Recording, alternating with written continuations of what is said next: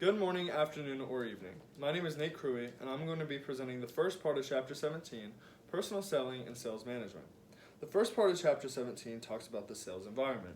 This is how salespeople engage their consumers. So it talks about three major groups of salespeople and sales organizations. The first one is the retail store. This is where consumers come to the retail store and browse the products to determine whether they want the good or service or not. They don't have to buy the product if they don't want to. Now, retail stores can make this process more personable by training their employees to be more than just trained order takers. They train them to engage the consumer, to try to determine what their needs are, what kind of goods they want. They can ask them to try on some clothes.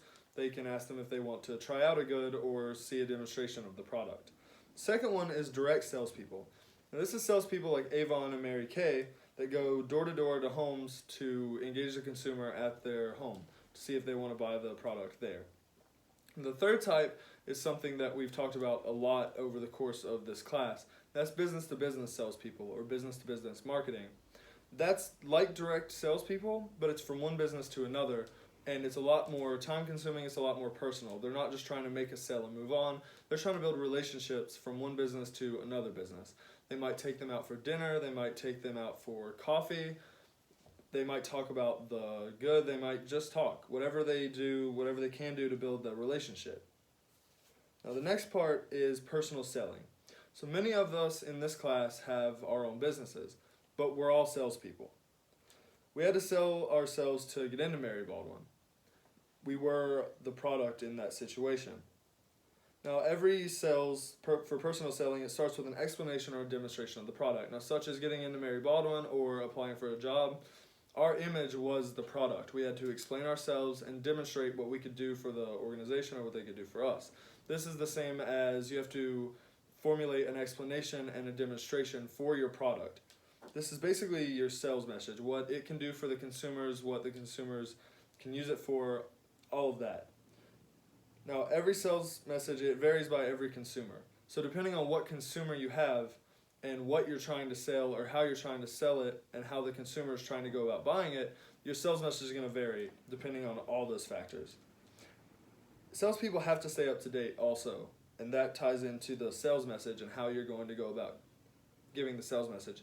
You have to stay up to date because you don't want someone to come buy your product or you're presenting your product to someone, they ask you a question and they know more about the product than you do. That's going to deter them from buying the product from you especially. The next section is relationship selling. So traditional methods tend to kind of hurt the buyer in like a win-lose situation, whereas the seller wins and the buyer loses out on either the good or service that the buyer is trying to provide. Now, the relationship selling tries to empathize relationships with the buyer, promote win-win outcomes. So the buyer wins and the seller wins also. So they're not just trying to make a sale and move on like direct salespeople. They're trying to build lasting relationships with buyers. They're trying to build a network of people that they can sell to, and later on they can sell more products to or some of the same product. This also costs the company less it's also more efficient. It costs them less in a monetary value too because they don't have to keep looking for new consumers for their products. They don't have to keep moving from one consumer to the next, expanding their consumer base. They can go back to their network and people that they know are trusted to buy it, people that trust them to sell products to them. So the next section is basically the beef of the chapter. It talks about the sales process. So each sale has a multi-step process to complete to make the sale, efficiently make the sale. It can be unique for each product or service you offer and each consumer you offer the product to. Some sales take minutes, like if someone walks up to you in New York offering to sell you a pair of sunglasses. Okay, that takes maybe 2 minutes. But if an organization is trying to sell a new aircraft to the government or the military, that's going to take months, maybe even years. So the basic steps, the 7 steps of the sales process, are generating leads, qualifying leads, approaching the customer and probing needs, developing and proposing solutions, handling objections, closing the sale, and following up. So the first step, generating leads. This is where you're searching for your customers. It's called prospecting, where you're looking for anyone that will buy or possibly buy your product. So there's a couple different methods to doing this. The first and least efficient, I think, of this and most time consuming, it's called cold calling. This is where you call or contact a possible consumer, maybe not even a possible consumer, maybe they call random numbers in a phone book with no knowledge of the needs or wants of the consumer and offer their product. Sometimes it works, sometimes it doesn't. And I think we've probably all gotten a call about a product we had no idea or never heard of. Now the second and third type are it's referrals and networking, and they kind of go hand to hand. If you have a good network, you're gonna get referrals through your network, and that's just, it can be friends, coworkers, your family. They might want to buy your product, they might know someone who wants to buy your product, they might know someone who knows someone in charge of someone who wants to buy the product. It doesn't matter. As long as you have a good, strong network, you'll probably be able to make sales and get referrals to your business a lot faster than calling random numbers. So the next step is qualifying your leads. So now you have leads, you've either cold called enough to get random leads or you've got referrals through your network. Now you have to qualify them. You have to sort the prospects into different categories. Are they least likely to buy? Are they very likely to buy your product? So there's three major things that you need to look at when you're qualifying your leads. Do they need the product? Now it's not impossible to sell a product if they don't need it. Maybe they just want it. Maybe they have no need for it, but they want it. Okay, you can still sell it that way. But the people that have a large need for your product are probably going to be the most likely to purchase that product. The next is, do they have buying power? Can they buy the product? Now, they might have millions of dollars and can't access it. They don't have a lot of buying power, even though they have a lot of money. If they have a lot of buying power, this means they have the funds and they're able to use it to buy your product. Now, the third step is accessibility. Are they willing to see a salesperson? Now, you call them, you've qualified them, okay, they say, yes, I can buy, yes, I need the product. That's all great on the phone, but if they're not willing to meet with you or meet with a salesperson to talk about buying the product and finishing the sale, it doesn't matter. So accessibility, are they willing to see a salesperson? And there's also another dilemma that comes up where maybe you got in touch with the CFO or the CEO of a company. They want to buy your product, they're interested, but they don't want to talk to a ground floor salesperson. That's when it gets a little complicated because they want to talk to somebody that they feel is more on their level. Maybe someone higher up in the company, maybe that company's CEO or founder. And that's fine, that just takes a couple more steps. So the next step is approaching the customer and probing their needs. So the first part of this is the pre-approach. That's your homework on the customer. That's the research you've done for your customer, that customer base you're trying to sell to. So through this, salespeople have to probe them. They have to conduct a needs assessment. So the salesperson has to have a basic knowledge. They need to know the customer and the customer's needs. Do they need that product? Is it going to help them? Are they going to want to buy it? They also have to know the competition. Are other people selling the same type of product for a lower cost? Or are they selling a better product, maybe a higher cost? They just need to know the competition, who's going against them, who they're going against for sales.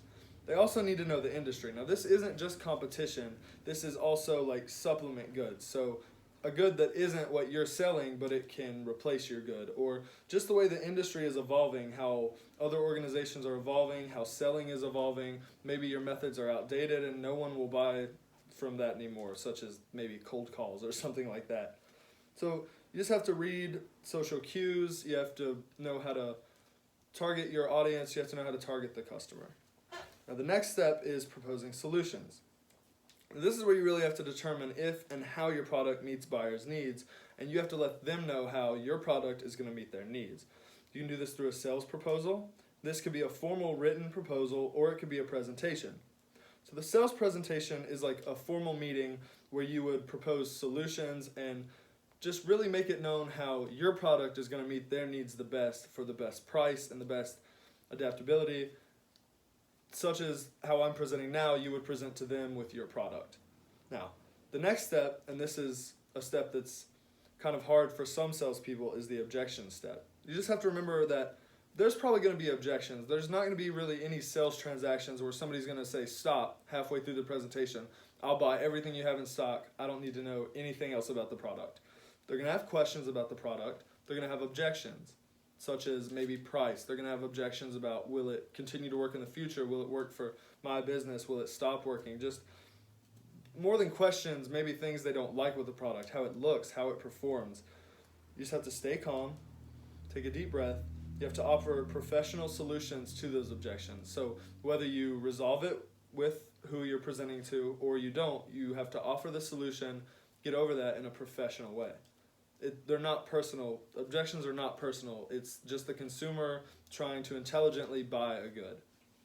Now, the next step, closing the sale. Have all questions been answered and all objections either been overcome or at least met with some professional answer? You have to read the customers throughout the presentation, throughout this whole process. You'll be able to tell, hopefully towards the end, if not at the end, are they ready to buy or are they not interested in the product at all? You have to be prepared for a positive or a negative outcome. Now, closing the sale, this is where negotiation is key.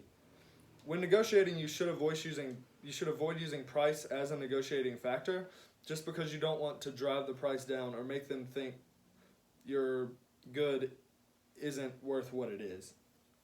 So you could say things such as, okay, well, if you buy 2, we'll install it for free. Or, okay, you don't have to buy it right now, we'll give you a free trial. Such as YouTube. We've all watched YouTube. It'll ask you if you want to buy a premium account. Okay, no, you click no, you don't want to buy it right then, you can watch it for free. Then they negotiate.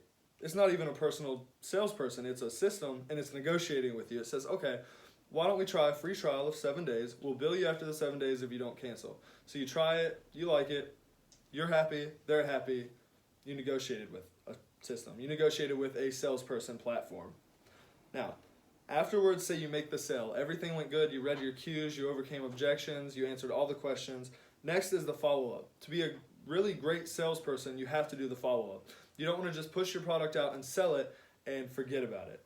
You need to make sure the customer is totally satisfied. So they're not just happy with the product at the time of the purchase, they're still happy with it afterwards.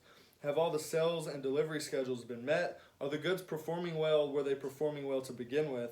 Did all the employees get trained to use it correctly? Are all the employees or staff satisfied? And this doesn't even have to be an organization with employees. That could mean like you sell it to a mother and it's like a camera for her children or a play set for the children. Are the children happy? Is everyone in the consumer base that you sold to happy with the product? Because that's going to make you look good and feel good. That's going to make your business look really good. So that's the end of my presentation. I know there can't be any questions in person due to all the craziness. So I did put my email in the presentation. If you have any questions, feel free to email me. And thank you.